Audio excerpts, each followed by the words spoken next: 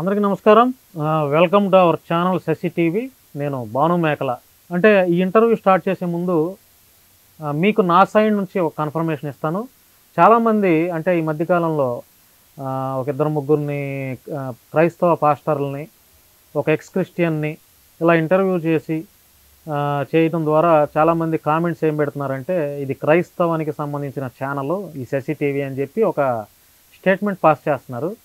So మీరు పెట్టే కామెంట్లకి నేనైతే స్పందించాల్సిన అవసరం లేదు, కానీ ఒక కన్ఫర్మేషన్ అయితే ఇస్తున్నాను మై సెల్ఫ్ నుండి. ఇది ఒక క్రిస్టియన్ ఛానల్ కాదు, కులాలకి మతాలకి సంబంధించిన ఛానల్ అయితే కాదు. నా సైడ్ నుంచి కన్ఫర్మేషన్ ఇస్తాను. సొసైటీల్లో ప్రతి మీడియా వారు క్రైస్తవ పాస్టర్ని, హిందూ బాబాల్ని, ముస్లిం ముల్లాల్ని, ముత్తావుల్ని ఎలా అయితే ఇంటర్వ్యూస్ చేస్తున్నారో మేము కూడా అదే రీతిగా ఆ నేపథ్యంలోనే మేము కూడా క్రైస్తవానికి సంబంధించి, హిందూయిజానికి సంబంధించి, ముస్లిమిజానికి సంబంధించి, హ్యుమానిటీస్ గురించి ఇట్లాగా మేము కూడా ఇంటర్వ్యూస్ చేస్తూ ఉన్నాం.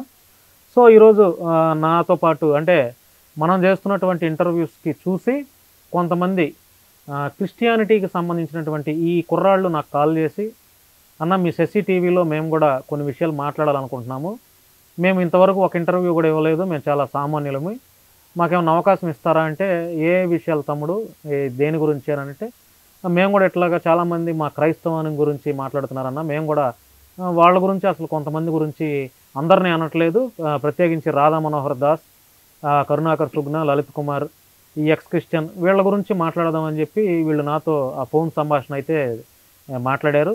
సరే, మనం చాలామందిని చేసాం, వాళ్ళు ఏం చెప్తారో వాళ్ళ మనసులో వాళ్ళ ఇన్నర్ ఫీలింగ్స్ ఏంటో కూడా ఒకసారి మా ఛానల్ ద్వారా చూపించే ప్రయత్నం చేద్దాంలో నేను కూడా ఓకే అనుకొని, సరే తమ్ముడు పెట్టుకుందాం ఒక ఇంటర్వ్యూ లాగా అని చెప్పి ఈరోజు ఇంటర్వ్యూ చేయబోతున్నాను. వీళ్ళంతా వీళ్ళ పేర్లు కూడా సరిగ్గా నాకు తెలియదు. సో తమ్ముడు ఏం పేరు నీ పేరు? నా పేరు డానియల్ అన్న. డానియల్, ఎక్కడి నుంచి మీరు? మాది పొదిలి, ప్రకాశం జిల్లా. ప్రకాశం జిల్లా. తమ్ముడు నీ పేరు? నా పేరు టైటస్. మైక్ తీసుకుని మీ పేరు? నా పేరు టైటస్ అన్న. దగ్గర పెట్టుకున్నా. నా పేరు టైటస్ అన్న, గుంటూరు జిల్లా, తాడికొండ మండలం. తమ్ముడు నీ పేరు? నా పేరు విశ్వాన, శ్రీకాకుళం జిల్లా. శ్రీకాకుళం జిల్లా. నీ పేరు తమ్ముడు? నా పేరు వెస్లీ పీటర్ పుట్ట, గుడివాడ. మీరంతా క్రైస్తవులేనా? మొత్తం క్రైస్తవులే, అందరు క్రైస్తవులే. అంటే మైక్ దగ్గర పెట్టుకొని మాట్లాడండి, మీరు ఎవరైనా వాయిస్ వెళ్తుంది కాబట్టి. సో రైట్, తమ్ముడు నువ్వు తీసుకో. ఏం పేరు నీ పేరు? డానియల్. డానియల్. డానియల్.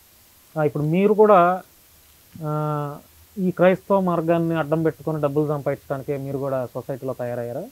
లేదన్న, మేము చిన్నప్పటి నుంచే దేవుణ్ణి తెలుసుకొని దేవుని మార్గంలో వెళ్ళాలని, దేవుని కోసం బ్రతుకుతున్నాం. మా సొంత డబ్బులు ఇచ్చేనా కానీ ఎవరికైనా సహాయం చేస్తామే కానీ ఎవరి దగ్గర నుంచి రూపాయి మేము తీసుకోము, ఇచ్చినా మాకు వద్దు అనే చెప్తాం. ఇప్పుడు మీరంతా ఒక 25 సంవత్సరాలు 26 సంవత్సరాలు కలిగినటువంటి యువకులే మీరంతా. మరి మీకు ఈ వయసులో సినిమాలకు వెళ్ళాలని, అమ్మాయిలతో తిరగాలని, రకరకాలుగా ఎంజాయ్మెంట్లు ఇట్లాగా ఉంటాయి కదా, ఎందుకు మీరు క్రిస్టియానిటీలో మీకేదో సువార్త చేయాలని ఎందుకు అనుకుంటున్నారు మీరు? మాకు దేవుడు అంటే మా చిన్నప్పటి నుంచి మా తల్లిదండ్రులు దేవునిలో పెరగాలి, దేవునిలో ఉంటే ఈ లోకంలో ఉన్న జ్ఞానాన్ని అంటే అనేక మందికి ఈ లోకంలో తప్పుడు సాహసాలు, మంచి మార్గం, చెడు మార్గం అని ఈ లోకంలో ఉన్న సొసైటీని మా తల్లిదండ్రులు ఇక్కడ మీరు ఇలా ఉండొద్దు, దేవునిలో ఉంటే నీతిగా ఉంటారు, సహాయం చేయగలరు, మంచిగా ఉండగలరు, అందరికీ మంచి నేర్పించగలరు అనే ఉద్దేశం మాకు నేర్పించడం వల్ల మేము యవన వయసులోనే దేవుని తెలుసుకొని క్రీస్తుని రక్షకుడిగా అంగీకరించి స్వార్థ విషయంలో అందరికీ మంచి మార్గంలో నడవమని చెప్తున్నాం, కానీ మతం మారమని మేము చెప్పట్లేదు, ఎవరికి చెప్పట్లేదు. మేము దేవుని గురించి చెప్తున్నామే కానీ నువ్వు కులం మారు, మతం మారు ఇవన్నీ మేము ఎప్పుడు ఏ రోజు ఎవరికి చెప్పలేదు. మేము వాళ్ళ మనసును మార్చుకోమంటున్నాం. తప్పుడు త్రోవలు అంటే సినిమాలకు వెళ్తారు, అమ్మాయిలని, రేపులని ఎన్నో చూస్తున్నాం. ఇక్కడ ఈ రోజుల్లో రేపులు చూస్తుంటే సొసైటీలో మా ఇంట్లో వాళ్ళనే బయటకు. ఇప్పుడు మీరు చెప్పేది నిజాలేనా? నేను ఎలా నమ్మాలి? అంటే మీరు వయసులో ఉన్నారు అంతా, మీరేం పండిపోయిన వాళ్ళు కాదు, లేకపోతే మీరేం పాస్టర్లు కాదు, ఒక అట్లా అని ఒక నడి వయసు 35 సంవత్సరాలు కూడా మీకు లేవు. మీరు చూస్తే చాలా చిన్నపిల్లల్లాగా ఉన్నారు. మీరు దేవుడి మాటలు చెప్పడం నాకు చాలా నమ్మబుద్ధి కావట్లా. నేను నమ్మాలంటే ఏం చేయాలి? మీరు నమ్మాలంటే అన్న మేము బైబిల్ పట్టుకున్న వాళ్ళం కాబట్టి మేము ఒట్టు వేయలేము, అట్లానే తప్పులు కూడా చెప్పలేము. మా హృదయంలో నుంచి మాటలు మాత్రమే చెప్తున్నాం. మరి ఏది మీ నలుగురులో ఒక్కళ్ళ దగ్గర కూడా బైబిల్ లేదేంటి? మేము ఇంటర్వ్యూ కాబట్టి బైబిల్ తెచ్చుకోలేదు. చాలా మంది పాస్టర్లు ఇంటర్వ్యూ అని చెప్పి బైబిల్ తెచ్చుకుంటారు, అంటే వాళ్ళు పెద్ద సేవకులు కాబట్టి తెచ్చుకున్నారు. మేమేదో స్వార్థ చెప్తున్నాం, మేము చెప్పే మాటలు మాకు తెలిసిన 4 మాటలే చెప్తున్నామే కానీ మేము బైబిల్ మొత్తం తెలుసు అని బైబిల్ అందరికి చెప్పాలని లేదు. కానీ సువార్త చెప్పాలి, ఒక నలుగురు మనుషుల్ని యవనస్తుల్ని మార్చాలి, అంతేగాని మేము పెద్ద పాస్టర్లు అవ్వాలి, మేము ఏదో డబ్బులు దండుకోవాలని మాకు అలాంటి ఉద్దేశాలు లేవు, అలాంటి ఆలోచనలు కూడా లేవు. ఇప్పుడు చాలా మంది అంటే బైబిల్ని బూతు పుస్తకం అని ఒక డిక్లరేషన్ ఇచ్చేస్తున్నారు. అవును, మీరు విన్నారా ఈ మాట? విన్నామన్నా. నువ్వు చెప్తాముడు బైబిల్ని బూతు పుస్తకం అని చెప్పి అనేస్తున్నారు కదా, ఇట్లా పట్టుకొని మాట్లాడలే పర్లా. బైబిల్ని బూతు పుస్తకం అని చెప్పేసి డిక్లేర్ చేయడానికి వాడు ఎవడన్నా? చాలా మంది రాదా మనం వాడు ఎవడు అసలుకి కరెక్ట్ గా బైబిల్ చదివాడా, కరెక్ట్ గా ఆ వచనాన్ని అర్థం చేసుకున్నాడా తెలియదు. కనీసం వాస్తవం చెప్పాలంటే వాడి గ్రంథాల్లో కనీసం వాడికి సంబంధించిన మాటలు కూడా తెలియదు. వాడు అనడానికి రీజన్ ఏంటంటే ఆయన చాలా పెద్ద వ్యక్తి, జ్ఞానం కలిగిన వ్యక్తి. పెద్ద వ్యక్తులకి జ్ఞానం ఉంటది, ఆయనకి జ్ఞానం లేదు. కానీ ఒక వర్గాన్ని, అనేక దేశాలు ఒక దేవుణ్ణి నమ్ముకొని ఆయన మార్గంలో నడుస్తుంటే వాళ్ళందరినీ కించపరిచినట్లు వాళ్ళందరూ బాధపడేటట్లు ఇతను మాట్లాడుతుంటే మేము వాళ్ళకి కరెక్ట్ గా మీ సమాధానం ఇవ్వాలని చెప్పేసి మేము కోరుకుంటున్నాం. కానీ వాడు ఎవడు అసలు బైబిల్ని బూత్ పుస్తకం అని చెప్పేసి డిక్లేర్ చేయడానికి వాడు ఎవడు? ఈ రోజు మేము డిక్లేర్ చేస్తున్నాం. మా బైబిల్లో బూతులు ఉన్నాయా, వాడి గ్రంథాల్లో బూతులు ఉన్నాయా, వాడికే చెప్తున్నా. హిందూ గ్రంథాల్లో బూతులు ఉన్నాయని చెప్తున్నారు కదా, మీరు చదివారా? చదివామన్నా. చదివితే చెప్పండి 4 మాటలు. రాముడు ఉన్నాడన్న, ప్రతి ఒక్క స్త్రీ రాముడు లాంటి భర్త కావాలని చెప్పేసి కోరుకుంటారు. ప్రతి ఒక్క స్త్రీ, భారతదేశంలో ప్రతి ఒక్క స్త్రీ రాముడు లాంటి భర్తే కావాలనుకుంటారు. మరి ఆ రామాయణంలోనే సీతమ్మని, నేను కూడా ఒక క్రైస్తవులాగా సీతమ్మ, ఒక స్త్రీని మర్యాదించి సీతమ్మ, ఆమెను అమ్మని పిలిచి ఎవడో ఏదో అన్నాడని చెప్పేసి అగ్ని పరీక్ష చేయించడం కరెక్టేనా? దేంట్లో చదివారు మీరు ఇది? రామాయణంలో చదివారు. ఓకే, అగ్ని పరీక్ష చేయడం కరెక్టేనా? సరే, ఈనాడు అదే ఇన్స్పైర్ చేసుకుంటే ఎవడైనా సరే భారతదేశంలో ఒక భర్త స్త్రీని అవమానిస్తే అగ్ని పరీక్ష చేయిస్తాడా? ఆడది ఒప్పుకుంటుందా? తప్పే అది. సరే, ఇంకొక ఎగ్జాంపుల్, శివుడే ఉన్నాడు. శివుని యొక్క భక్తులు మునులు అడవులకు పోతే మునుల యొక్క భార్యలు స్నానం చేస్తుంటే ఆకాశం నుంచి కిందకి దిగి వచ్చి బట్టలు లేకుండా వాళ్ళ ముందల నాట్యం చేస్తుంటే అది కరెక్టేనా? బట్టలు లేకుండా కరెక్టేనా? మరి అలాంటి బూతు పుస్తకాల్లో అలాంటి బూతు మాటలు వాళ్ళు రాయించుకుంటా మనుషులు చేసిన పాపం దాంట్లో రాశాడంతే. మేము నమ్ముతుంది లోతును కాదు, మేము నమ్ముతుంది యూదను కాదు, మేము నమ్ముతుంది సజీవుడైన యేసుక్రీస్తుని నమ్ముతున్నాం. మేము యేసుక్రీస్తులో పాపం ఉందని చెప్పేసి ఎవడైనా నిరూపించగలరా? నేను వస్తా డిబేట్కి, ఎవడైనా సరే నేను కూడా మీ గ్రంథం నుంచి నేను చూపిస్తాను. మీరు నా గ్రంథం నుంచి వాళ్ళ గ్రంథం దేవుడు చేసిన తప్పు నేను చూపిస్తాను. బైబిల్ ఇప్పుడు ఈ ఎక్స్ క్రిస్టియన్ ప్రవీణ్ అయినా, ఈ కరుణాకర్ సుగ్గునైనా అవ్వచ్చు, లేదా లలిత్ కుమార్ అవ్వచ్చు, ఇంకా చాలా మంది ఇప్పుడు వీళ్ళని చూసి ఈ రాధా మనోహర్ దాస్ అయినా బైబిల్ బూత్ పుస్తకం, బైబిల్ ఎల్ పుస్తకం అని చెప్పి ఇలా పబ్లిక్ గానే సంబోధిస్తున్నారు. ఇలా డిక్లేర్ అంటే ఒక స్టేట్మెంట్ ఇచ్చేస్తున్నారు. ఏంటి మీరు బైబిల్ ఒక్కొక్కళ్ళు ఎన్నిసార్లు చదువుంటారు? నువ్వు ఎన్నిసార్లు చదివావు? నేను ఒకసారి చదివాను. మీరు 5 సార్లు చదివారు బైబిల్. నువ్వు 4 times. నువ్వు ఎప్పుడు బైబిల్? ఇప్పుడు మీరు నలుగురు బైబిల్ ఒకసారి 5 సార్లు 4 సార్లు నువ్వు ఎప్పుడు బైబిల్ చదువుతూనే ఉంటావు. మరి ఈ చదివినప్పుడు బైబిల్లో సెక్సువల్కి సంబంధించినటువంటి విషయాలు చదివారా మీరు?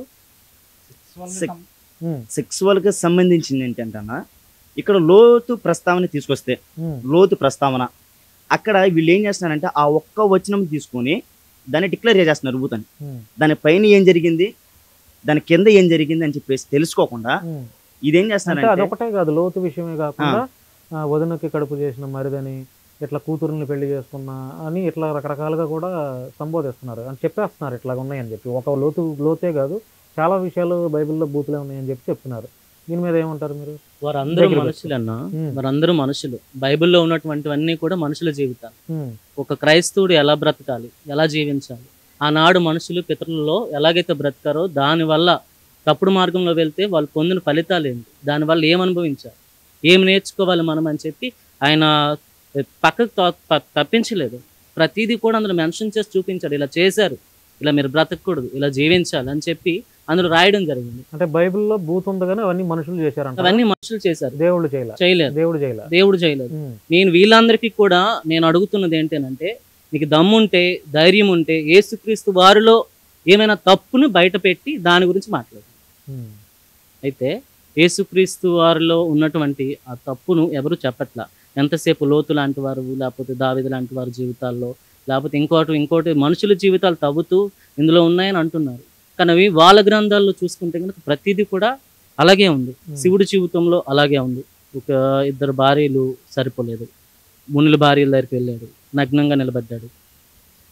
నిజానికి మాట్లాడుకుంటే మునుల భర్తలు, అదే మునీశ్వర్లు వచ్చేసి ఆయన అంగాన్ని మరి శపించడం జరుగుతుంది. అంగాన్ని శపించడం. ఇంకా పచ్చిగా మాట్లాడాలంటే పార్వతీదేవి దగ్గరికి వెళ్ళి మీరు స్త్రీలింగ రూపాన్ని ధరించి మీరు వెళ్తే గానీ అక్కడ కార్యం జరగదని వాళ్ళు వెళ్ళి వేడుకోవడం జరుగుతుంది. ఇవన్నీ ఎక్కడ ఉన్నాయి? అందులో గ్రంథాల్లో రాయబడి ఉన్నాయి. అవన్నీ ఎందుకు మాట్లాడలేదు? ఈరోజు ఒక క్రైస్తవుడిగా మేము అవన్నీ బయటకు మాట్లాడవచ్చు, కానీ మేము అందరూ ప్రేమించాలని దేవుడు మాతో మాట్లాడాడు, అవే మాకు బోధించాడు. కాబట్టి మేము దాని గురించి మాట్లాడలేదు. మేము ఒక క్రైస్తవుడిగా దేవుని నమ్ముకోండి అని ఒక సువార్త మాత్రమే చెప్తాం, కానీ ఏమాత్రం బలవంతం చేయము. బలవంతం చేసి వస్తారా రారా, మత మార్పిడి చేస్తున్నారు అంటున్నారు కదా క్రైస్తవులు అందరూ. అది ఎడారి మతాలు, ఇక్కడ కాదు అసలు యేసుక్రీస్తు అనేవాడు ఇక్కడ కాదు, ఇక్కడ వ్యక్తి కాదు, ఎక్కడో ఇజ్రాయెల్లోనో ఎక్కడో ఎడారి మతాల్లో ఎడారి దేశాల్లో పుట్టాడు.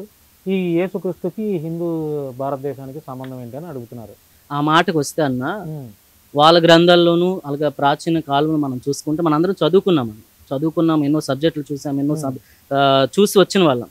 ముందు రాయబడిన ప్రకారం, చదివిన విషయం ప్రకారం ఏంటంటే, ఆనాడు వచ్చినటువంటి వారు మొట్టమొదటి బ్రాహ్మణులు, ఆర్య బ్రాహ్మణులే రావటం జరిగింది.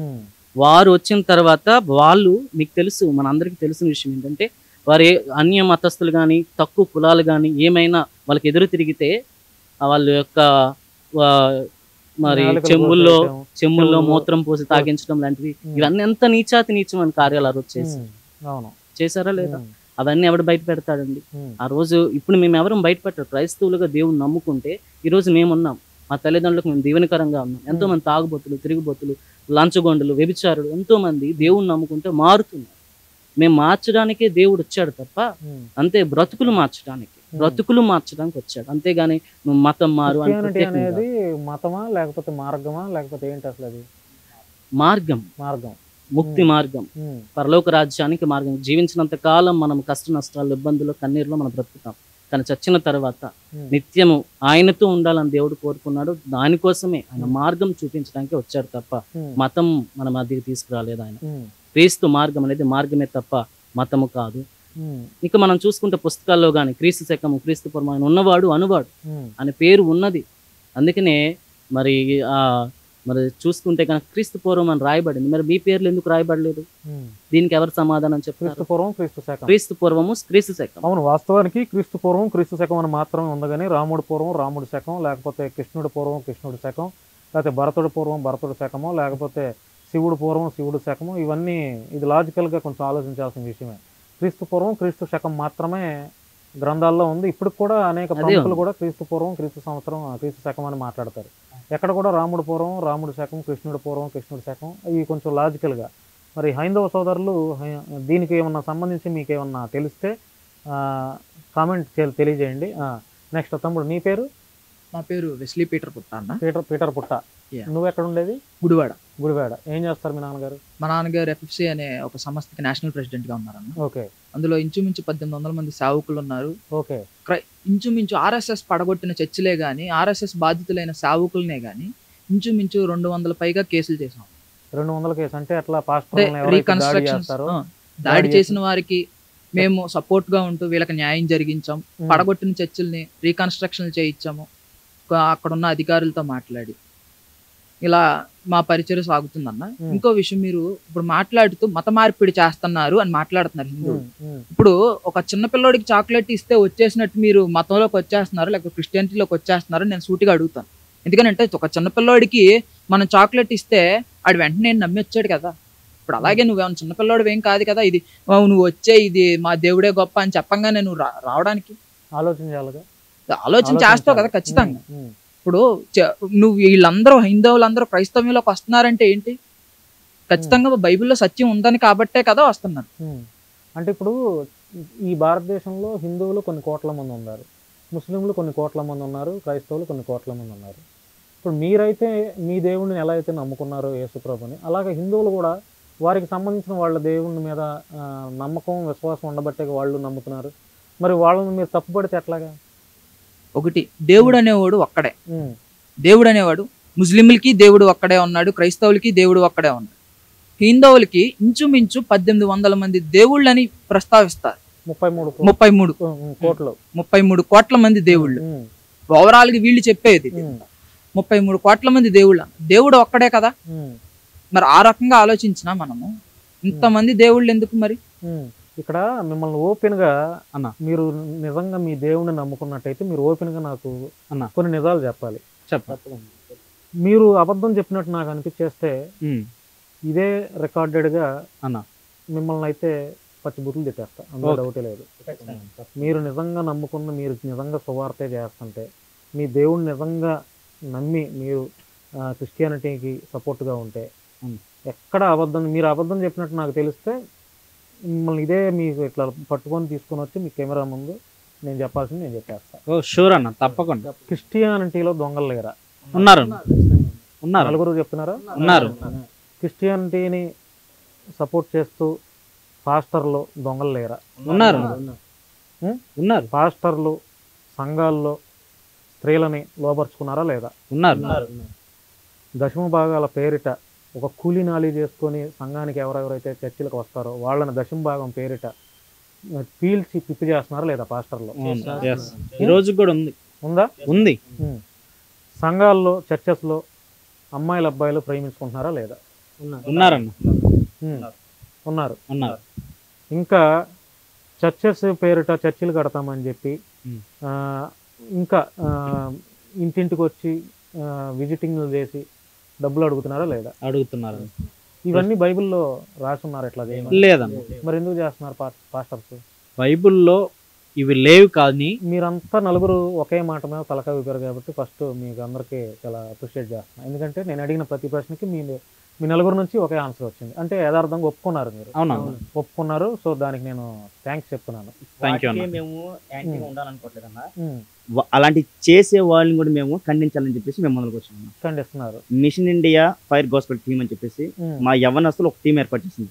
అంటే మీరు అందరూ వేరు వేరు సంఘాల, వేరు వేరు చర్చెస్, వేరు వేరు సంఘాలు, వేరు వేరు చర్చెస్ అందరు కలిపి మీరు ఒక టీం పెట్టుకున్నారు. టీము అంటే ఇక్కడ ఎవరి సంఘము అని ప్రస్తావన కాకుండా ఎవడైతే దేవుని కొరకు వాడబడాలని ఒక ఉద్దేశం కలిగి ఉంటాడో, సువార్త ప్రకటించాలని చెప్పేసి ఒక ఉద్దేశం కలిగి ఉంటాడో, నీతిగా నీతిగా బ్రతకాలని చెప్పేసి ఆశపడి వస్తాడో వాడిని మాత్రమే తీసుకుంటాం. అంతేకాని ఎవరిని పడితే వాళ్ళని తీసుకోకుండా మిషన్ ఇండియా ఈ టీం ఏంటంటే ఎవరైతే క్రైస్తవుణ్ణి సువార్త చేసేటప్పుడు ఇబ్బంది పెడుతున్నారో వాళ్ళని మేము కన్సల్టెంట్ అయ్యి ఆ ప్రాంతంలో ఖచ్చితంగా ఇప్పుడు మాకు భారతదేశం ఆర్టికల్ ప్రకారం మేము ప్రచారం చేసుకుంటాం.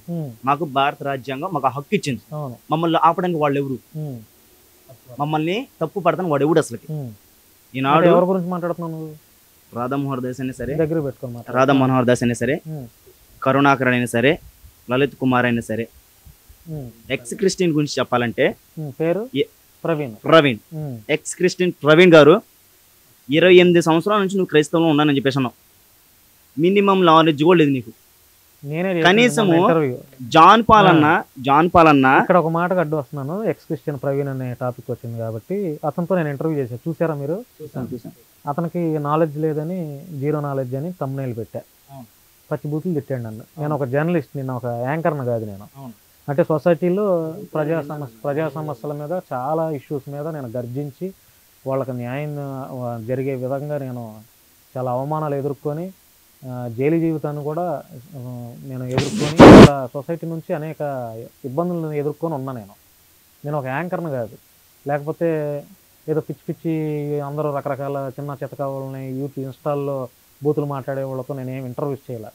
నేను చాలా హుందాగా చాలా పెద్ద వ్యక్తులతో ఇంటర్వ్యూస్ చేసి ప్రస్తుతం ఒక చాలా రెస్పాన్సిబుల్ జర్నలిస్ట్గా ఉన్నాను. నేను యాంకర్ను కాదు, జర్నలిస్ట్ని. అతను ఇంటర్వ్యూ చేశాను. ఇప్పుడు మీతో మాట్లాడిన తర్వాత మీకు కూడా నాలెడ్జ్ లేదని నాకు అనిపించింది అనుకో, లేదా మీరు నిజంగా క్రిస్టియన్ ముసుగులో దొంగలని నాకు కనపడ్డారు అనుకో, నేను అదే పెడతా. అంతే. నేను అదే పెడతా, లేనిదేం పెట్టను. మీరేదో నిజ క్రైస్తవులు, వీళ్ళే నిజ క్రైస్తవులు, వీళ్ళే స్వచ్ఛమైనటువంటి క్రైస్తవ యువకులు అని నేను పెట్టను. మాట్లాడుకుంటాం మా నలుగురం. నా మీద మీకు ఒక ఒపీనియన్ వస్తుంది, మీ మీద నలుగురితో మాట్లాడిన ఒక అరగంట ఇంటర్వ్యూలో నాకు కూడా ఒక అభిప్రాయం ఏర్పడుతుంది. అభిప్రాయం ఏర్పడిన తర్వాత నా మనసుకి ఏది అనిపిస్తే వీళ్ళతో మాట్లాడిన తర్వాత అది నేను టైటిల్గా ఎంచుకుంటా. సో ఆ ఎక్స్ క్రిస్టియన్ ప్రవీణ్ అన్న పిల్లాడు నాకంటే చాలా చిన్న పిల్లాడు, మీతో పాటు అనుకుంటా. అతనితో మాట్లాడిన తర్వాత అతను బైబిల్ గురించి అడిగా, రామాయణం గురించి అడిగా, హిందూ గురించి అడిగా, అన్ని గ్రంథాల గురించి అడిగా. దేనికి నాకు తెలియదు. మీరు చూశారు కదా ఇంటర్వ్యూ, తెలియదు అన్నాడు. కాబట్టి నాకు అనిపించిన దాంట్లో అతనికి జీరో నాలెడ్జ్ అని అర్థమైంది కాబట్టి జీరో నాలెడ్జ్ అని పెట్టా. అతను నన్ను జర్నలిస్ట్ అని ఎట్లా సంబోధించి గట్టిగా బూతులు తిట్టాడో అది ఈ సందర్భంగా నేను ఆ ప్రవీణ్ అన్న కుర్రాడికి చెప్తున్నా, బాబు ప్రవీణ్, అంటే నువ్వేదో బైబిల్ గురించో లేకపోతే ఇంకేదో గురించి బతకనేచ్చావు, నువ్వు బైబిల్ గురించి వ్యతిరేకంగా మాట్లాడి నువ్వు మాట్లాడుకో, తప్పులేదు. నువ్వు బైబిల్ గురించి మాట్లాడుకో, బైబిల్ని సపోర్ట్ చేస్తూ మాట్లాడుకో, హిందువులను సపోర్ట్ చేస్తూ మాట్లాడుకో, లేకపోతే ముస్లింలను సపోర్ట్ చేస్తూ మాట్లాడుకో, ఏ గ్రంథాలనైనా తిట్టుకో, దూషణలు చేసుకో, నాకు సంబంధం లేదు, నాకు ఆ రైట్ కూడా లేదు. కానీ ఒక జర్నలిస్ట్గా నీతో నేను ఇంటర్వ్యూ చేసినప్పుడు నా మనసులో నీ గురించి అనిపించిన ఏ ప్రశ్న అయినా అడగటం నా హక్కు, అవునా కదా? అంతే అన్న, నా హక్కు, జర్నలిస్ట్గా నా హక్కు. నీకు సమాధానం చెప్తావా లేకపోతే సమాధానం చెప్పలేనని అంటావా, అది నీ ఇష్టం. అంతేగాని ఇంటర్వ్యూ అంతా అయిపోయిన తర్వాత నువ్వు ఈ ప్రశ్నలు అడిగావు, నీకు ఎలా ప్రశ్నలు అడగాలో తెలుసా అని అంటే చెప్తున్నా. ఈసారి ఎక్కడన్నా కనపడ్డావు అనుకో ప్రవీణ్, ఈ విజయవాడ సిటీలో కానీ హైదరాబాద్లో నాకు ఎదురైతే కాలర పట్టుకొని కొడతా, నేను గుర్తుపెట్టుకో. నోరు జాగ్రత్తగా మాట్లాడు, అదుపులో పెట్టుకొని మాట్లాడు. సొసైటీలోకి వచ్చేటప్పుడు బుద్ధిగా నాలెడ్జ్ పెంచుకొని రా, అర్థమైందా? పిచ్చ యాంకర్ని అనుకుంటున్నావేమో, లేకపోతే నువ్వు రాగానే ఇంటర్వ్యూలకు రాగానే నీకు చైరేసి కాఫీ ఇచ్చి నిన్నేదో బుద్ధగిచ్చు, అబ్బో నువ్వు పెద్ద తోపు అని చెప్పి నువ్వు పలకరించి నీ గౌరవం ఇస్తావు అనుకుంటున్నావేమో. నువ్వు ఆల్రెడీ జీరో నాలెడ్జ్ గడివి అని చెప్పి 2 తెలుగు రాష్ట్రాల్లో ఎవడైతే నిన్ను ఫాలో అవుతున్నాడో, ఎవరైతే ఈ క్రైస్తవ పాస్టర్లో ఎవరైతే ఈ హిందూ ధర్మం ఫాలో అయ్యే వాళ్ళు ఉన్నో వాళ్ళందరూ ప్రూవ్ చేశా నువ్వు జీరో నాలెడ్జ్ గడివని, అర్థమైందా? ఇప్పటికీ ట్రోలింగ్ చేస్తున్నారు నీ గురించి, నువ్వే బూతులు అని చెప్పి ఒప్పుకున్న మాటలతో అవే ట్రోలింగ్ చేస్తున్నారు. ఆల్రెడీ నువ్వు డ్యామేజ్ అయిపోయావు. సో నాతో పెట్టుకో, మాకు నువ్వు ఎవరితోనైనా పెట్టుకోగానే నాతో పెట్టుకోవద్దు. ఇది నీకు వార్నింగే, ఎక్స్ క్రిస్టియన్ ప్రవీణ్, అర్థమైందా? ఒక జర్నలిస్ట్గా నీకు వార్నింగ్ ఇస్తున్నా. ఎందుకంటే మాకు జర్నలిస్ట్ సంఘాలు ఉన్నాయి, నేను గుర్తింపు పొందినటువంటి జర్నలిస్ట్ని, ఒక యాంకర్ని కాదు. సో ఫస్ట్ ఎలా మాట్లాడాలో నేర్చుకో, నువ్వు బతకనేర్చావు కాబట్టి. సో ప్రవీణ్ టాపిక్ మాట్లాడారు కాబట్టి నేను వాడి గురించి ఇంత చెప్పాల్సి వచ్చింది. అంటే చెప్పండి, మీరు మాట్లాడండి. అది ప్రవీణ ఎక్స్ క్రిస్టియన్ అన్నారు కదా, అంటే సమాజంలో వాళ్ళు అందరినీ హిందువే అంటున్నారు కదా. అందరూ హిందువే, నేను కూడా హిందువే. అట్లా అంటే మేము ఇప్పుడు భౌగోళికం ప్రకారం అందరూ హిందువే. హిందూ మేమందరం ఎక్స్ హిందూ లెక్కనే కదన్నా, క్రైస్తవంలోకి వచ్చామంటే. ఎక్స్ హిందూ అంటే ఏ కులం ఇది? అది ఎస్సీ మాదిగా. ఎస్సీ మాదిగా హిందూ అంటే ఎస్టీ ఎరుకుల. నేను ఎస్టీ ఎరుకుల అన్న, అప్ టు 2 years 2 years నుంచి కన్వర్ట్ అయ్యా. నువ్వు తమ్ముడు? ఎస్సీ మాల. ఎస్సీ మాల. నువ్వు? ఎస్సీ మాల. ఎస్సీ మాల. ఒక అందరూ ఒక సర్టిఫికెట్స్ లో హిందూ అనే ఉంటది కదా. అవును, అంటే ఇప్పుడు మేము ఎక్స్ హిందూ అన్న.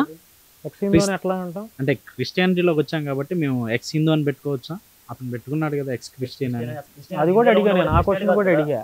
ఆ క్వశ్చన్ కూడా అడిగి నువ్వు ఎక్స్ క్రిస్టియన్ ఎందుకు పెట్టుకున్నావు మరి అని అంటే దానికి ఒక ఎక్స్ ఎమ్మెల్యే, ఎక్స్ సీఎం ని ఎట్లా అయితే అంటారు, ఎక్స్ ఎంపీ అని ఎట్లా అంటారు, అలా నేను కూడా.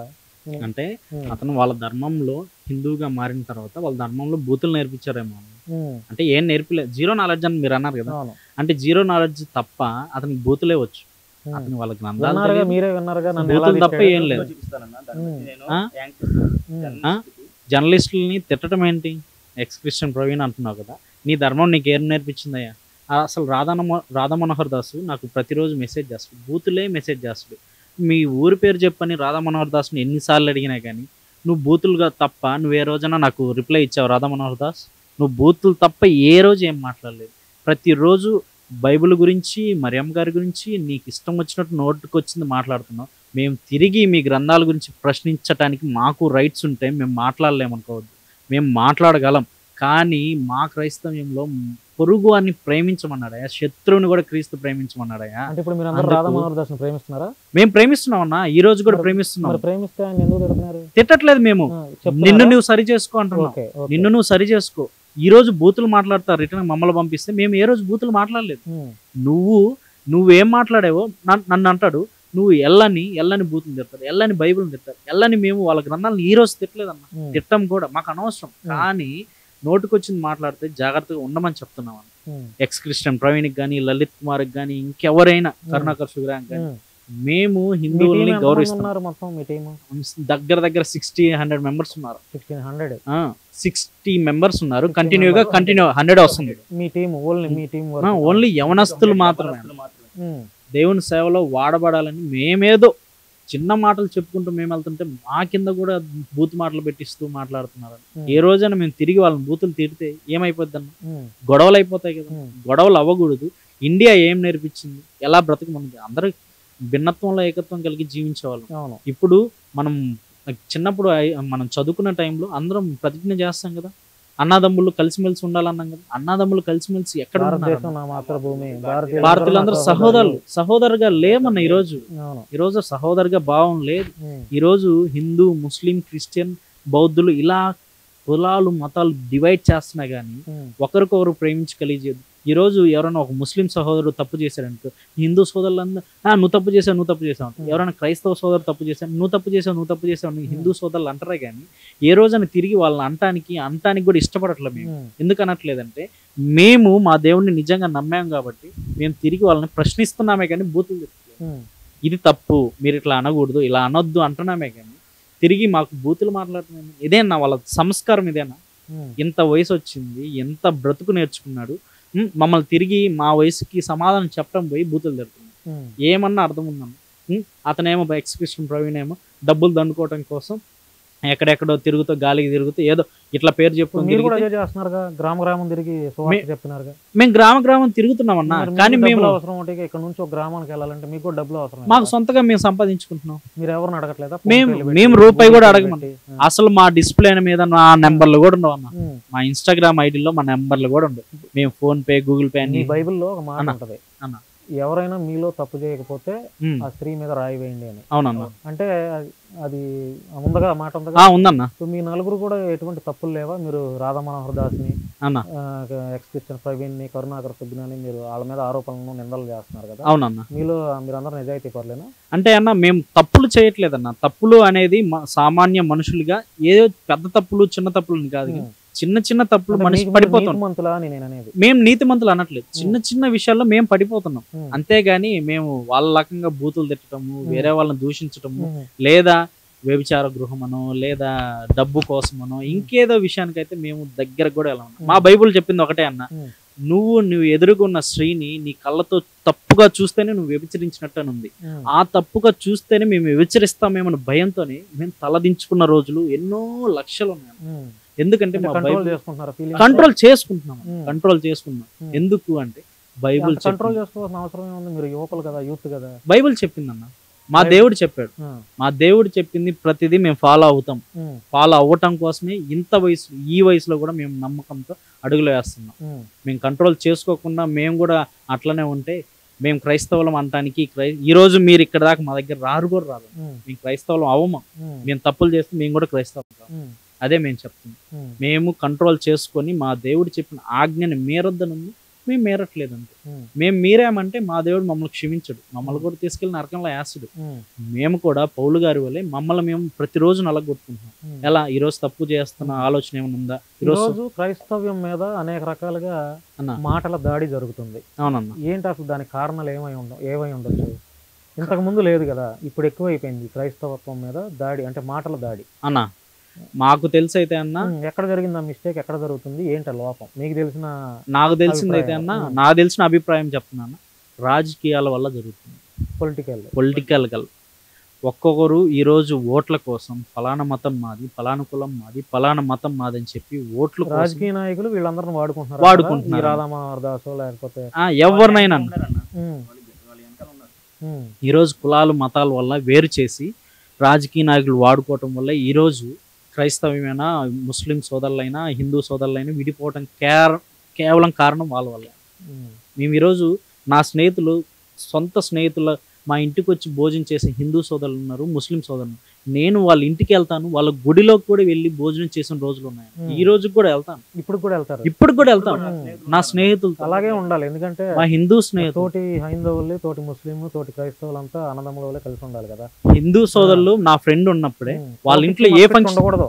మీకైనా నాకైనా కులపిచ్చి మతపిచ్చి ఉండకూడదు. అసలు మనం గడప దాటి, ఇప్పుడు మా కెమెరామెన్ ఉన్నాడు, అతను ఒక క్యాస్ట్, అవును, నేను ఒక కులం, నాదొక మతం, మీదొక మతాలు. అవును, మనం బయటికి వెళ్తే హోటల్లో ఏదైనా టిఫిన్ తినాలనుకుంటే అక్కడ వేరే 4 కులాల వాళ్ళు కలిసి పూరీ చేస్తారు, ఇడ్లీ చేస్తారు, మనం తింటాం. అవును, బస్సు ఎక్కితే కండక్టరు వేరే కులం, డ్రైవరు వేరే మతానికి చెందినవాడు.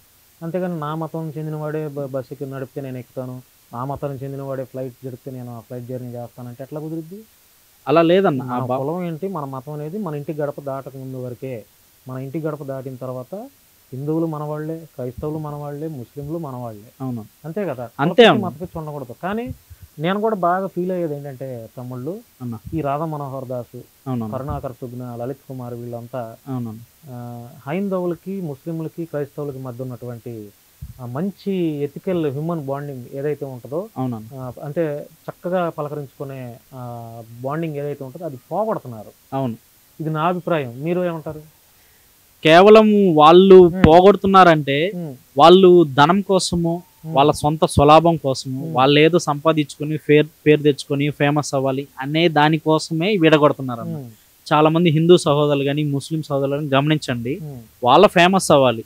లేదా ఈరోజు నేను ఫేమస్ అవటం కోసం నేను ఏదో చెప్పి నేను వెళ్ళిపోతే కాదు.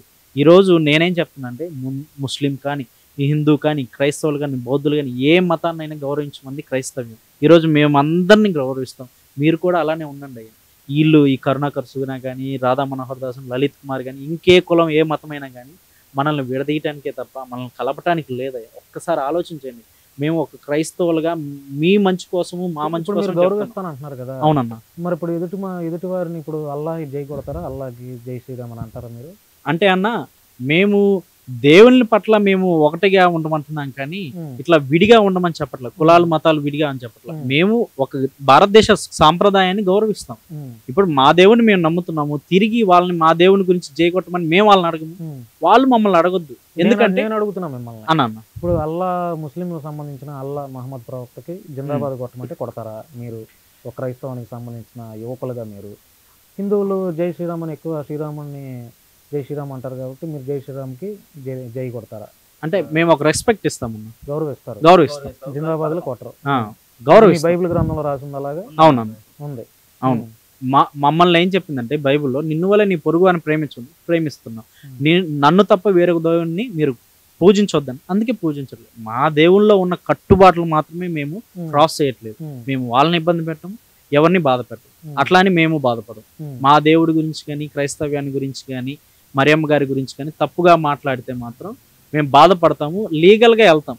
అంతేగాని వాళ్ళని మేము దూషించడమో కొట్టడమో చేయాలి. యేసు ప్రభువుని కూడా ఇప్పుడు పూజలు చేసి బొట్లు కూడా పెట్టేస్తున్నారు, మాలలు వేస్తున్నారు. ఇదంతా బైబిల్ గ్రంథంలో ఉందా? బైబిల్ గ్రంథంలో లేదు. మాల వేయటం అనేది ఉందా? లేదు. బట్టలు వేసి తెల్ల లేదు. మరి ఎందుకు చేస్తున్నారు చాలా మంది క్రైస్తవులు? అజ్ఞానంతో. మాల వేసుకొని గుణదల లేకపోతే నాగపట్నం వెళ్తున్నారు. ఎందుకు వెళ్తున్నారు? అజ్ఞానమేనా? అజ్ఞానం. దీని మీద మీకు పూర్తి క్లారిటీ ఉందా? క్లారిటీ ఉంది ఖచ్చితంగా. మాల వేయమని బైబిల్లో ఎక్కడ లేదు అసలు.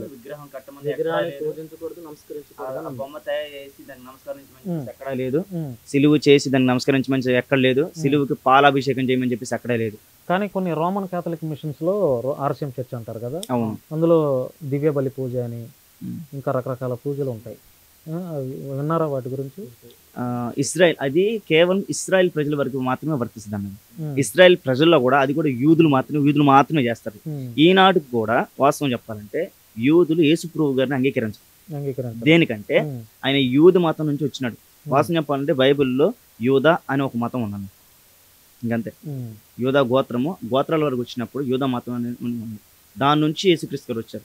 ఇక్కడ ఏంటంటే వీళ్ళు యూదులు ఏంటంటే యేసు ప్రభు కంటే ముందర యెహోవా అని ఒక దేవుడు ఉన్నాడు, ఆయన వీళ్ళని చెప్పేసి అంగీకరించరు. యేసు దేవుడా యెహోవా దేవుడా? అసలు ఈయన త్రియేక దేవుడై ఉన్నాడు అన్న. త్రియేక దేవుడు. మీకా గ్రంథము 1వ అధ్యాయంలో రాసి ఉంటది 3వ వచనంలో, ఆయన భూమి ఆకాశం మీద నడవడానికి వస్తాడని చెప్పేసి మాట రాసి ఉండేది అన్న. మీకాలో ఉంటుంది. కానీ ఆ వాక్యం పుట్టుకొని ఈనాడు ఆ వాక్యం కూడా ఎవరు గుర్తించలేకపోతున్నారు.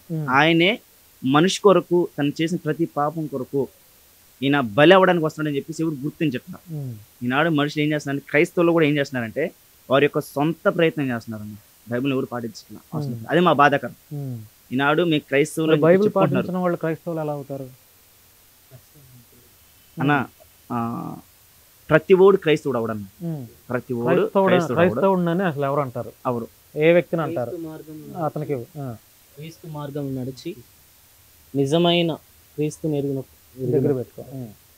బైబిల్లో కూడా ప్రత్యేకంగా స్పష్టంగా రాయబడి ఉంది. క్రైస్తవుడిని ఎవరు అంటారు? క్రైస్తవులు అని ఎవరంటారు? క్రీస్తు మార్గంలో తెలుసుకొని క్రీస్తు ఏమి చెప్పాడు దాని ప్రకారం నడుస్తూ నిజమైన బాప్తిస్మం పొంది మారు మనసు పొంది జీవితంలో మార్పు కలిగిన వాడిని క్రైస్తవుడు అంటారు. అలా మారకుండా మీరు ఇందాక అడిగారు, ఎవరైతే సేవకులు ముసుగులో చాలా మంది మీరు అన్నట్టున్నారు, వాళ్ళు క్రైస్తవులు కాదు. కాదు, పాస్టర్ కాదు. మీకు తెలిసిన 4 పాస్టర్ల పేర్లు చెప్తారా అలా ఎవరెవరైతే చేస్తున్నారు? అలా ఎవరు చేస్తున్నారు అంటే చాలా మంది ధైర్యంగా నిజాయితీగా మీరు నిజంగా మీ దేవుడిని నమ్మితే యథార్థవంతంగా మాట్లాడమని మీ బైబిల్ చెప్తుంది కాబట్టి చెప్పండి, తప్పేముంది? ఉరిశిక్ష వేయరు కదా. మొన్న అతను తప్పు చేస్తే అతని దగ్గరికి వెళ్ళి చెప్పమని చెప్పేసింది బైబిల్ వాక్యంలో. బహిరంగంగా చెప్పమని చెప్పలేదు. ఆ వ్యక్తి తప్పు చేస్తే అతని దగ్గరికి వెళ్ళేసి ఒకసారి చెప్పు, 2 సార్లు చెప్పు, లేదా నీ కాలిదమ్ము అక్కడ వదిలేసి వచ్చేసి దేవుడే చూసుకున్నాడు. క్రైస్తవం ఎలా అయిపోయిందంటే, అంటే ఇది నేను కూడా చూస్తున్నా కాబట్టి సోషల్ మీడియాలో అడుగుతున్నా, మీరు నమ్మినటువంటి మీ దేవుణ్ణి గొప్పగా చూపించకుండా ఎవరైతే ఈ యూనిఫాము అంటే సూటు బూటు వేసుకొని పాస్టర్స్ ఉంటారో వాళ్ళే గొప్పగా వాళ్ళని వాళ్ళు అంటే మనిషిని ఎక్కువ హైప్ చేసుకుంటున్నారు పాస్టర్స్. దీని మీద మీ అభిప్రాయం ఏంటి? అది వాస్తవమా కాదా? వాస్తవమే. బౌన్సర్లు, బాడీ గార్డులు ఎందుకు? పాస్టర్లకి బాడీ గార్డ్స్, బౌన్సర్లు ఎందుకు? దేవుని ఆరాధించాలి కానీ మనిషిని ఆరాధించాలి. అవును. ఇప్పుడు నేను అడిగిన దాంట్లో తప్పేమైనా ఉందా? మీకు జరుగుతుంది కదా ఇప్పుడు లోకంలో, సొసైటీలో జరుగుతుంది. పాస్టర్లు అన్నప్పుడు దేవుడు కాపాడతాడు కదా పాస్టర్ని, మరి వెనక బాడీ గార్డులు, బౌన్సర్లు ఎందుకు? అవును, కానీ ఖండిస్తున్నారా మీరు? నేనైతే మేము ఖండిస్తున్నామన్నా.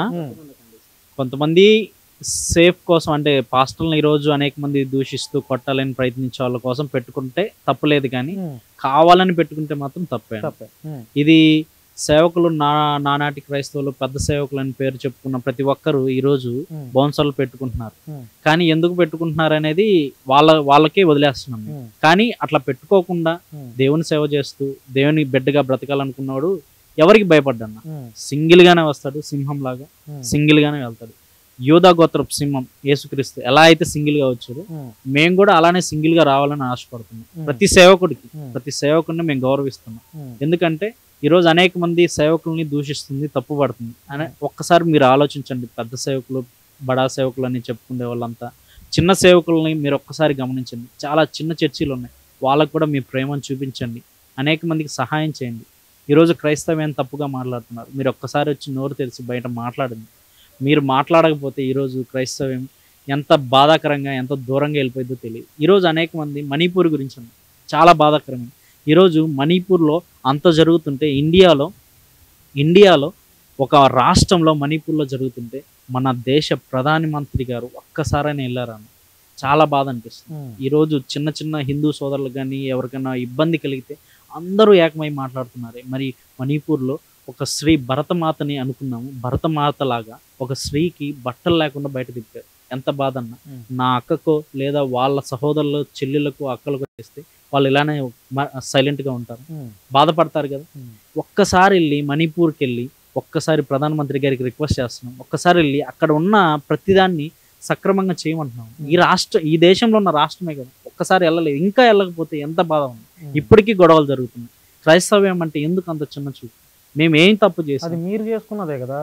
ఇప్పుడు మీ నలుగురిలో నేను ఇప్పుడు చూసినంత వరకు అతనిలో ఏదైనా తప్పుగా కనపడింది అనుకో, నువ్వు నీలో ఈ తప్పుగా కనపడుతుంది, ఇలా చేయటం కరెక్ట్ కాదు అని నేను చెప్తున్నాను అంటే అతను నా తప్పు ఎందుకు చేయాలి? ఈరోజు సరే, ఇప్పుడు ఇక్కడ ఇంటర్వ్యూ చేస్తున్నాం, అతను కాలర్ ట్యూన్ ఫోన్ ఆ కుర్రాడికి ఒక సినిమా పాట వచ్చింది. తమ్ముడు అదేంటి మీరు క్రైస్తవం గురించి మాట్లాడతా సినిమా పాట పెట్టుకున్నావేంటి అని నేను అంటున్నా. అవును, ఎందుకంటున్నా? అక్కడ నాకు కనపడుతుంది లైవ్లో, అవును, నేను విన్నా. అవును, కాబట్టి నేను అతను విమర్శలు చేస్తాను. అవునన్న. ఈరోజు మీ క్రైస్తవ్యం మీద చాలా మంది మాటల దాడి, అనేక రకాలుగా దూషణలు, వ్యంగ్యంగా మాట్లాడటం, హేళనలు చేస్తున్నారంటే అవునన్న. మీ క్రైస్తవంలో ఉన్నటువంటి తప్పులు, మీ క్రైస్తవంలో ఉన్న దొంగ పాస్టర్లు, మీరు చేసే మోసాలు, అవును. స్త్రీలను లోపరుచుకోవటం, ఇవన్నీ ఎదుటి వారికి అవకాశం ఇస్తున్నారు కాబట్టి వాళ్ళు మాట్లాడుతున్నారు. మీరు వాళ్ళని మాట్లాడితే తప్పేంటి మరి? అప్పుడు ఆ అవకాశం లేకుండా మీరు ప్రయత్నాలు చేసుకోవాలి. అది మీ పాస్టర్లైనా, మీ క్రిస్టియన్ సంఘాలైనా, మీరైనా, క్రైస్తవాన్ని ఫాలో అయ్యి ఎవరైనా, బైబిల్ని ఫాలో అయ్యి ఎవరైనా సరే ఆ తప్పులు లేకుండా సరిదిద్దుకోవాలి. సరిదిద్దుకుంటే అప్పుడు వాళ్ళకి అనే అవకాశం ఎట్లా ఉంటుంది పక్కన వాళ్ళకి? అవునా, అంతే కదా. తప్పులు ఉన్నాయి మీ దగ్గర పెట్టుకొని ఎదుటి వారిని అనటం అంటే కరెక్ట్. క్రైస్తవ్యం మొత్తంలో తప్పులు లేవు, కానీ క్రైస్తవ్యం పేరు చెప్పుకొని కొంతమంది చేస్తున్న తప్పులు. నేను క్రైస్తవ్యాన్ని అనట్లా, క్రైస్తవ్యం పేరు చెప్పుకొని దొంగ పాస్టర్లు ఉన్నారు. దొంగ పాస్టర్లు, సేవకుల ముసుగులో దొంగ పాస్టర్లు, దశంభాగాలు పిలిచి చేసి ముక్కుపిండి వసూలు చేసి అదేదో నెల కట్టే 5 లాగా వడ్డీ చీటీ పాటలాగా నెల కట్టాలన్నట్టు అదొకటి. అవునా సరే, బైబిల్లో 10వ వంతు ఇవ్వమని ఉన్నట్టుంది. మరి ఉన్నా కూడా ఇవ్వలేని వాళ్ళ పరిస్థితి ఉన్నప్పుడు కూడా బలవంతంగా తీసుకోవాలి కదా. ఇప్పుడు సేవ అంటేనా ఈ రోజు అనేక మంది సేవకులు దశంభాగం మీకు సంఘాల్లో చర్చి నడవాలంటే లేకపోతే చర్చి మెయింటెనెన్స్ వీటి కోసం తీసుకోవచ్చు, నేను కాదనట్లా.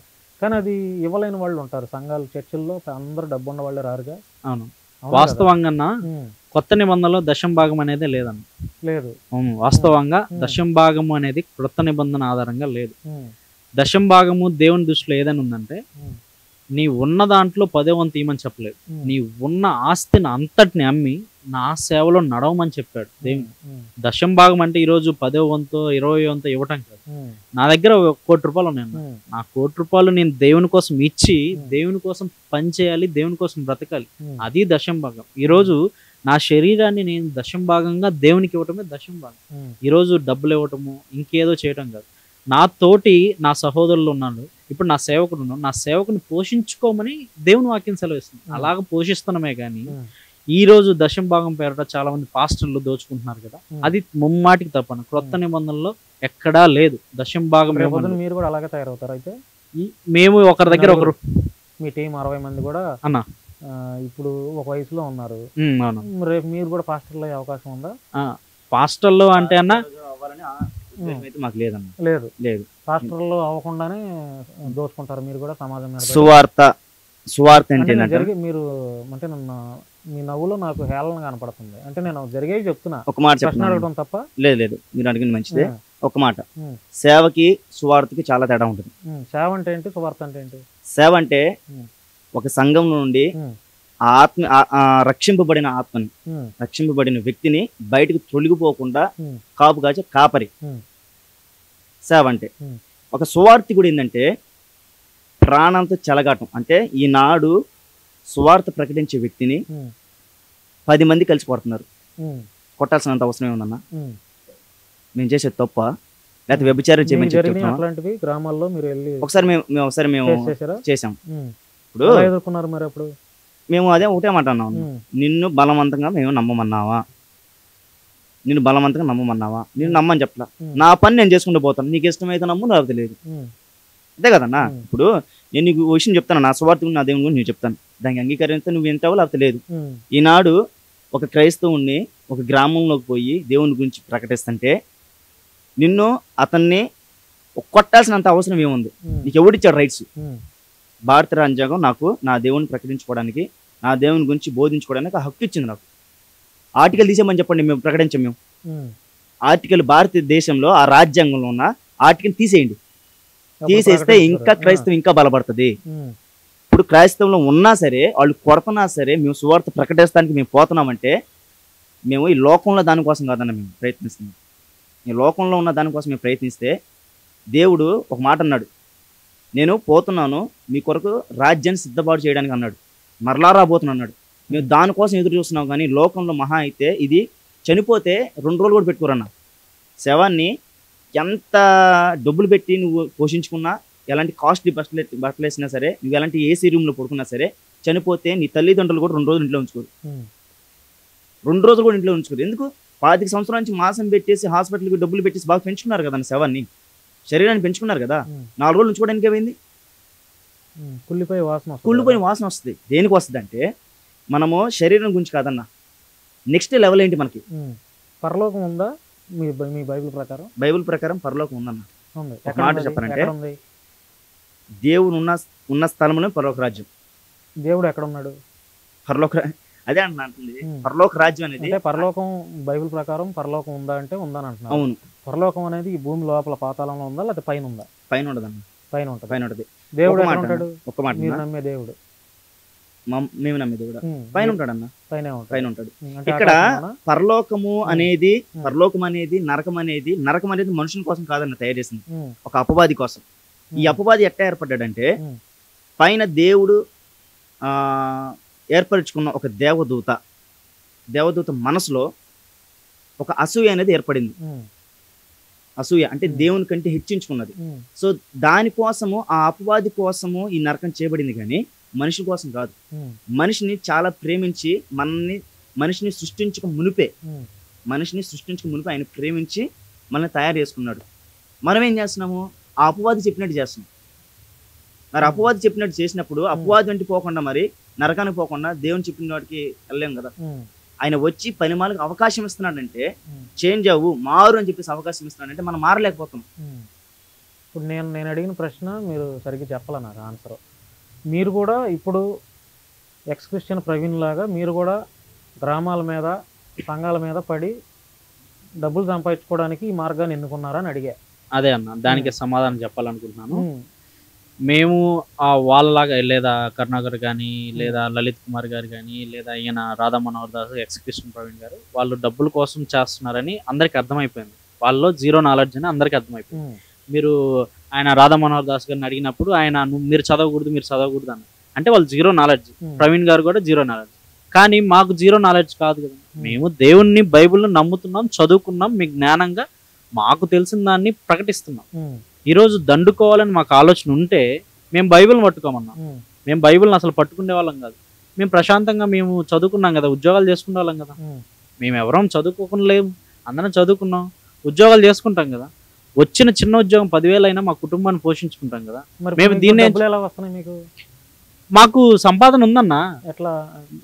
నేను జాబ్ చేసుకుంటాను, మా వైఫ్ జాబ్ చేస్తారు, మా ఇంట్లో వాళ్ళు జాబ్ చేస్తారు. బ్రదర్ కి కానీ వాళ్ళకి కానీ ఈ బ్రదర్ కానీ జాబ్ చేసుకుంటూనే వాళ్ళు సేవ చేసుకుంటారు. ఎవరు జాబ్ చేయకుండా సేవకి వెళ్ళట్లేదన్న. జాబ్ చేస్తూ సేవ చేస్తున్నాం. సేవ అంటే ఒక మనిషి మనసును మారుస్తున్నాం అంతేగాని వాళ్ళ దగ్గర నుంచి రూపాయి అడగమన్నా. మాకు రూపాయి కూడా వద్దు. మా సొంత కారులో మా సొంత పెట్రోల్ వేసుకొని మేము సువార్త చేస్తాం, కానీ ఎవరి దగ్గర నుంచి దాచుకోవాలనో మాకు ఆశ లేదు. ఇక్కడ మా బైబిల్ చెప్పింది ఏంటంటే మీకు ధనము పరలోకమందు ఉంది, అక్కడ సమకూర్చుకోండి అంటున్నారు. ధనం అనగా మేము మా ఆత్మని మార్చుకొని మేము నీతిగా నిజాయితీగా బ్రతికి పరలోకంలో దాచుకోవాలి. అంటే మా ఆత్మ పరలోకం వెళ్ళాలని ఆశ.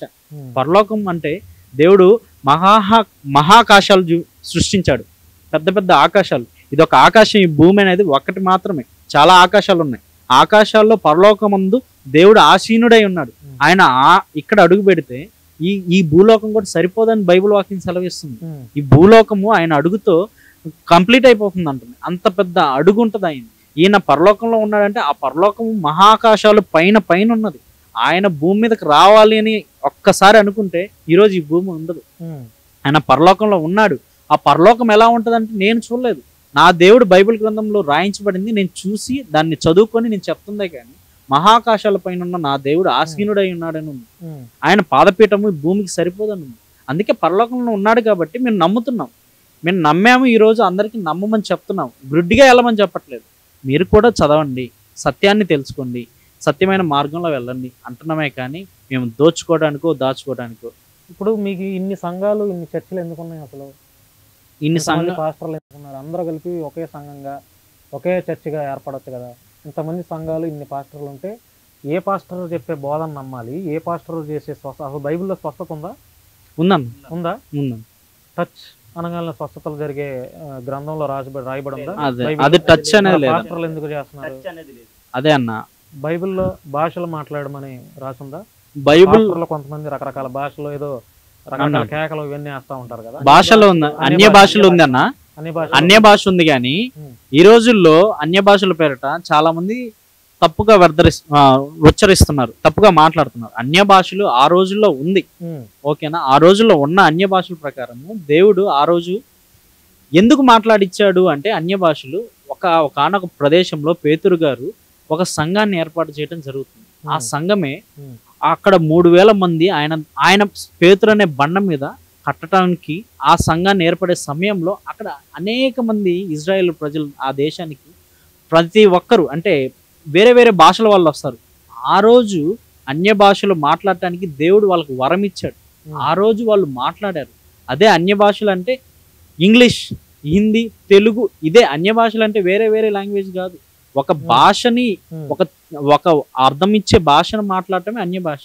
ఆ రోజు ఆ భాషను మాట్లాడారు. ఆ భాషల వల్ల వాళ్ళకి అర్థమైంది. 3000 మంది మారారు. అన్య భాష అంటే ఏదో వేరే భాష కాదు. బైబిల్లో స్పష్టంగా రాయించబడింది. అన్య భాషలు ఎవరైతే మాట్లాడతారో దానికి సమాధానం చెప్పబడమని ఉంది. కానీ ఈరోజు తెలియక, అవగాహన లేక, బైబుల్ నాలెడ్జ్ లేకనే మాట్లాడుతున్నారని నా ఆలోచన. ఈరోజు తప్పుగా అనుకోవడానికి లేదు. క్రైస్తవ్యంలో ఉన్న లొసుకులు, ఇన్ని చర్చిలు ఐకమత్యం లేకుండానే, ఐకమత్యం లేదు కాబట్టి అవకాశం ఉంది మాట్లాడడానికి. ఐకమత్యం లేదు కాబట్టి ఈరోజు ఎంతమంది ఇన్ని చర్చిలు పెరిగిపోయాయి. ఇప్పుడు ఇంతకుముందు క్రిస్టియన్స్ అనేవాళ్ళు మిమ్మల్ని అందరినీ, అవునా, క్రైస్తవ ఆచరించే వాళ్ళని. అవునా. ఇప్పుడు వ్యంగ్యంగా గొర్రెలు అంటున్నారు. అవునమ్మా. దీని మీద మీ అభిప్రాయం ఏంటి? అది పాజిటివ్ గా తీసుకుంటున్నారా మీరు, లేకపోతే నెగిటివ్ గా తీసుకుంటారా? నేనైతే పాజిటివ్ గా తీసుకుంటాను. నన్ను గొర్రెలు మేమందరం పాజిటివ్. ఎందుకని? గొర్రె అనగానే ఈరోజు గొర్రెని చూపిస్తున్నారు. గొర్రె అనగానే గొర్రెలో ఉన్న స్వభావం. ఒక కాపరి గొర్రెని ఎట్లా అంటాడంటే, కాపరి ఏది చెప్తే గొర్రె ఎలా చేస్తుంది. క్రీస్తు కాపరితో పోల్చాడు, మమ్మల్ని గొర్రెలతో పోల్చాడు. అంటే మేము గొర్రెలు అయిపోవాలని కాదు. గొర్రెలు అయిపోతే మాకు 4 కాళ్ళు ఉండాలి, తోక ఉండాలి, అన్ని ఉండాలి. మాకు లేవు కదా. అంటే మీ కాపరి ఏదైతే చెప్తే గొర్రెలు ఎలా అయితే వింటాయో అలా మీరు అలా మేము వింటాము అనే స్వభావంగా పరంగా ఆ దేవుడే చెప్తే అది వింటున్నామనే. కానీ మేము అట్లా అనాలి అంటే వాళ్ళని కూడా చాలా అనొచ్చు. మేము అనము. వాళ్ళు అంటే వాళ్ళని ఏమంటారు మీరు?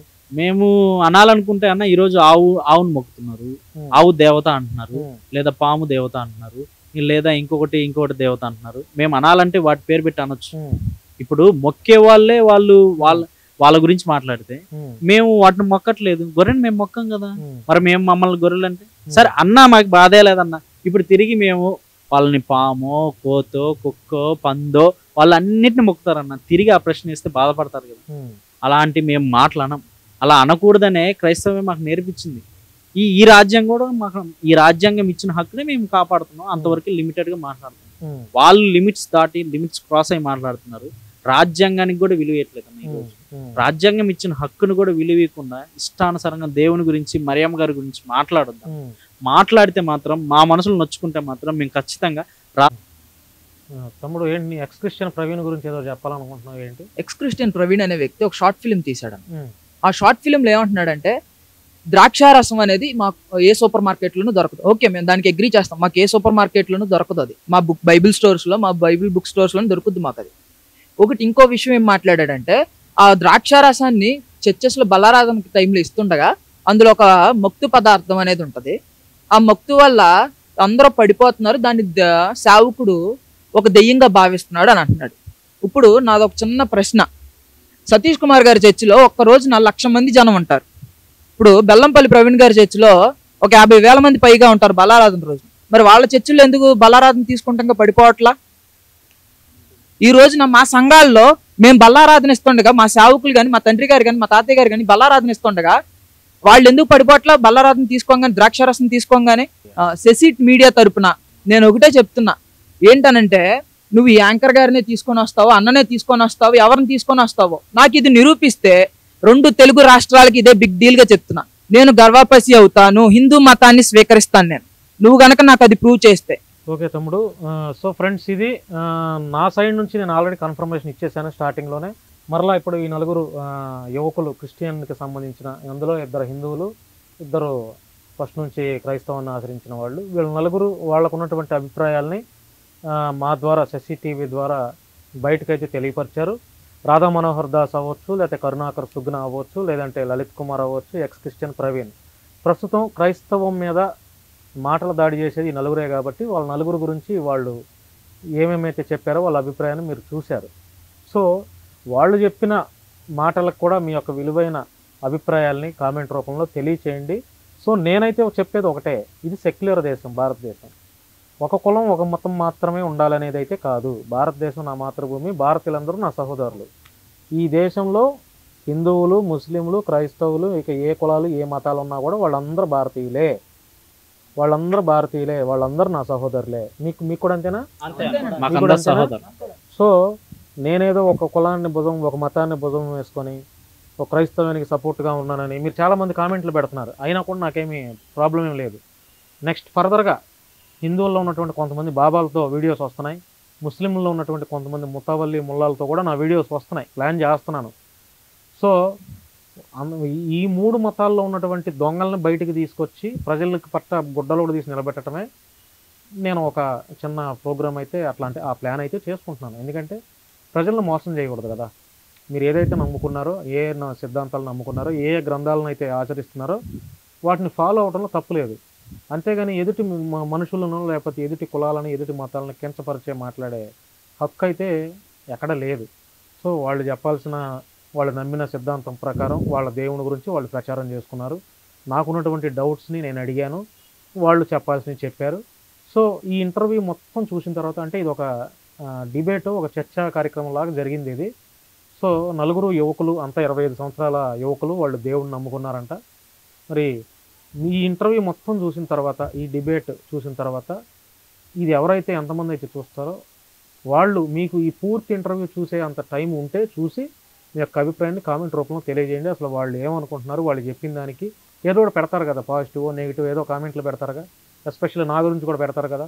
సో పెట్టండి, చూద్దాం మీరు ఈ వీడియోని చూసి ఎలా రిసీవ్ చేసుకుంటున్నారు అనేది కూడా చూసి, కుదిరితే ఈ ఇంటర్వ్యూ అయిపోయిన తర్వాత మరికొన్ని టాపిక్స్తో ఈ 4 యువకులతో మరొక మంచి ప్రోగ్రామ్ అయితే మళ్ళొకసారి చేస్తాను. సో ఫ్రెండ్స్, ఇది ఈరోజు శశి టీవీ ద్వారా ఒక మంచి కార్యక్రమం అయితే జరిగింది. సో చూస్తూనే ఉండండి శశి టీవీ. నేను భాను మేకల. మీ యొక్క అభిప్రాయాల్ని కామెంట్ రూపంలో తెలియజేస్తానని మనస్ఫూర్తిగా కోరుకుంటున్నాను. Thank you so much.